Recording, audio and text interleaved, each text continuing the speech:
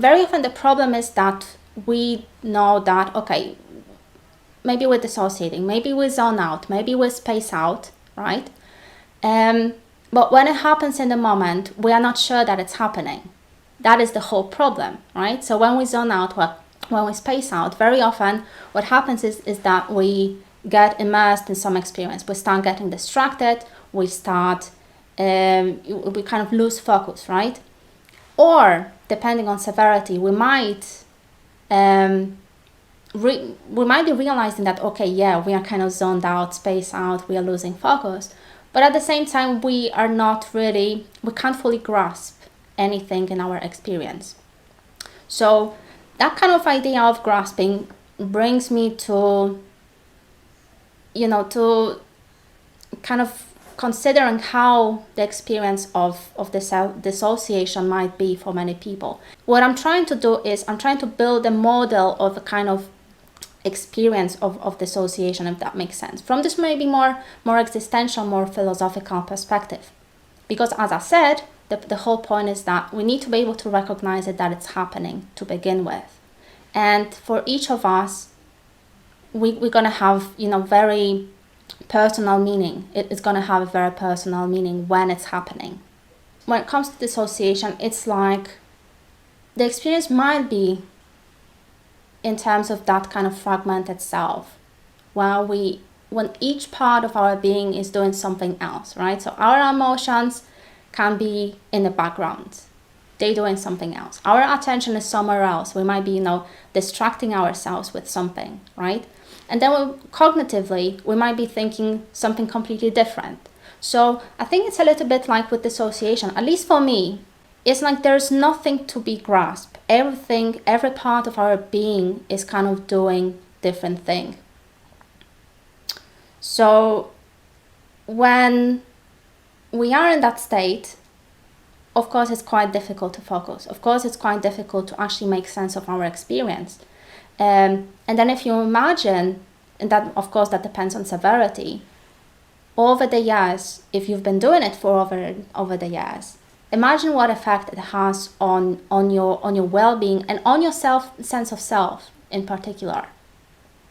And that sense of self, over the years, if you're distracting yourself, if you keep zoning out and stuff like that, when each part of your being is doing something else, right? When everything is split and nothing kind of comes together, then what effect do you think it's going to have on your self-concept and who you think you are, right?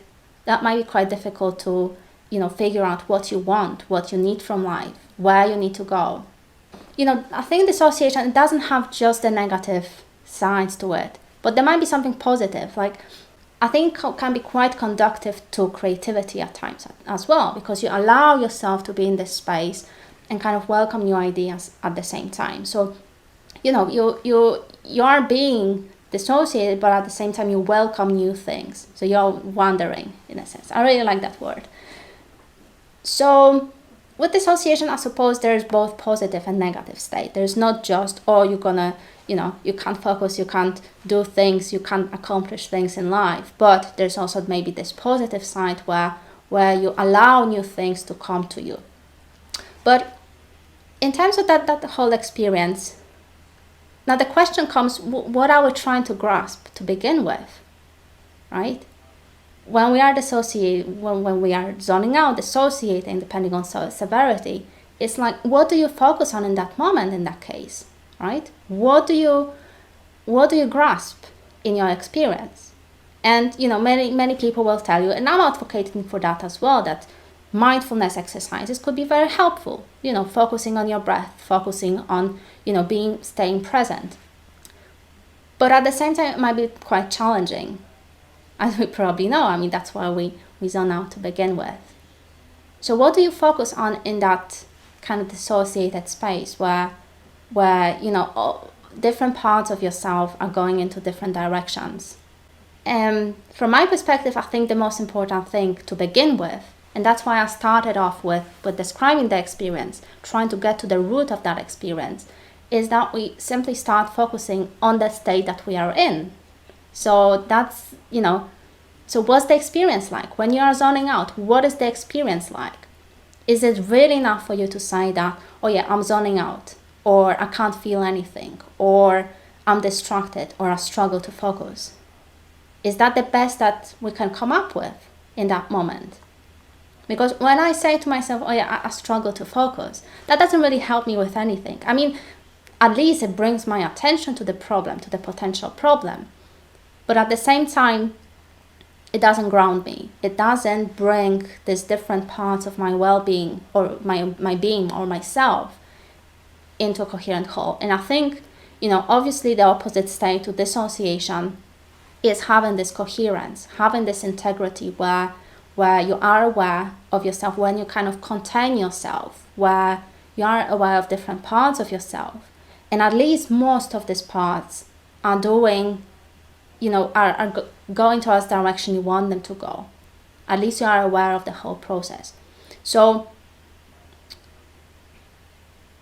in that state where when we are dissociating, when we are zoning out, what is really happening? I think that is the key step, the first step in actually coping with dissociation. Because very often,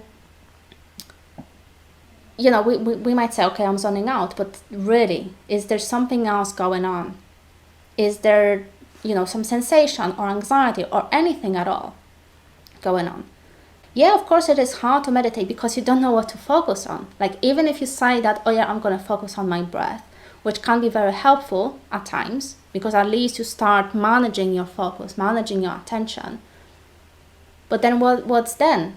What's next, right? How long can you meditate for? How else can we start bringing these different parts of ourselves that are dissociated, that are getting separated from us? So personally, what helps me is to keep that metaphor in mind. What do I grasp for? What can I grasp for in my experience that will help me to kind of start collecting myself?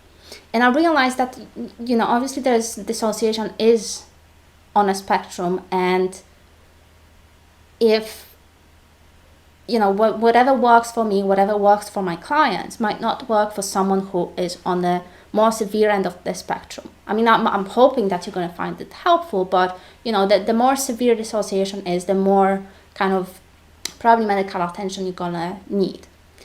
But regardless, so as I was saying, this idea of grasping, I think, can be quite helpful, because then you need to start orienting yourself in that experience, right? So you're dissociated, you're zoned out, you don't know what to focus on, right? What do you focus on? You could focus on your breath, like in meditation, but then how long can you do it for? So then what else can you focus on in your experience, right? And my answer to that will be, you start focusing on the experience itself.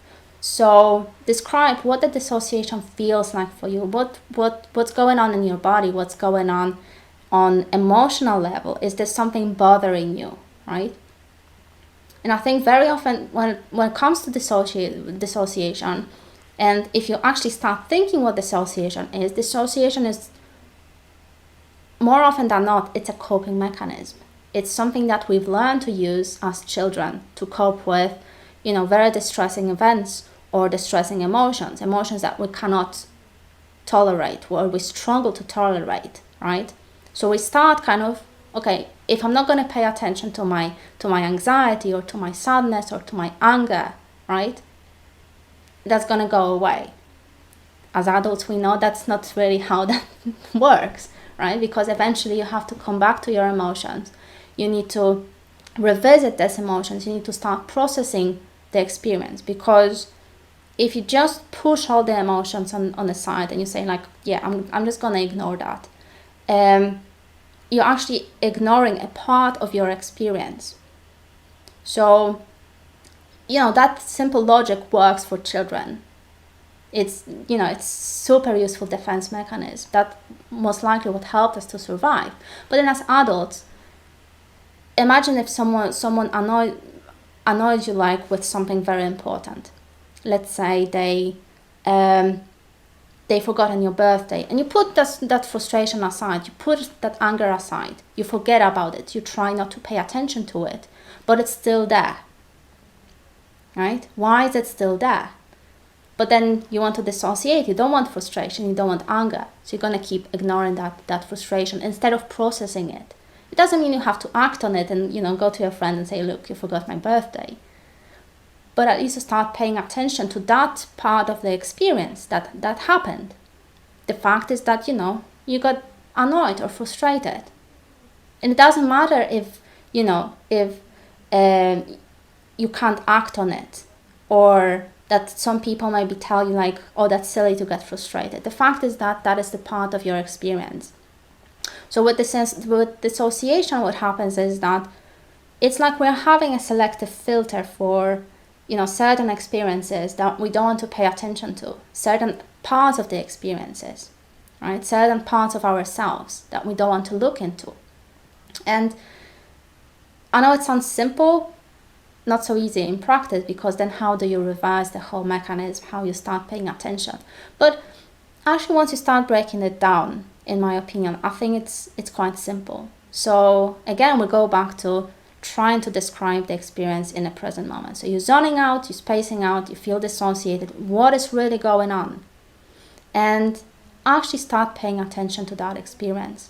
Actually start describing, even if it's, emptiness, even if it's silence, even if it doesn't make sense, as long as you start describing the whole experience, you start collecting these different parts of yourself into a coherent whole. But once you start embracing it, once you start embracing the space of, maybe the dissociated self, maybe the fragmented self, maybe the space of like emptiness, or even simple daydreaming and escaping into imagination, I think there's like real creativity that can be found there. But the point is to embrace it. We need to own it. It's like with any kind of experiences. It's the same, like maybe even like with addiction, right? Very often it becomes automatic, right? We don't even know when we do it or why we do it. We just keep doing it. But the moment you start owning it, the moment you start pay attention, like I described in this live stream, where you start describing the experience, you start owning it, right?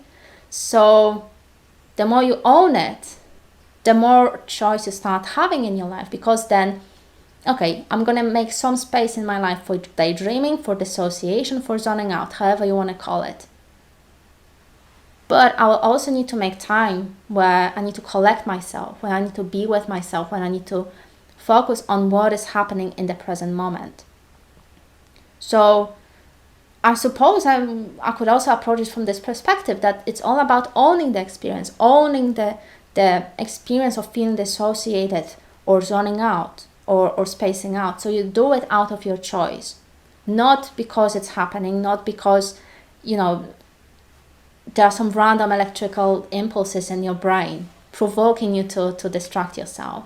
But you are actually, set up space, make space in your life for this kind of experiences.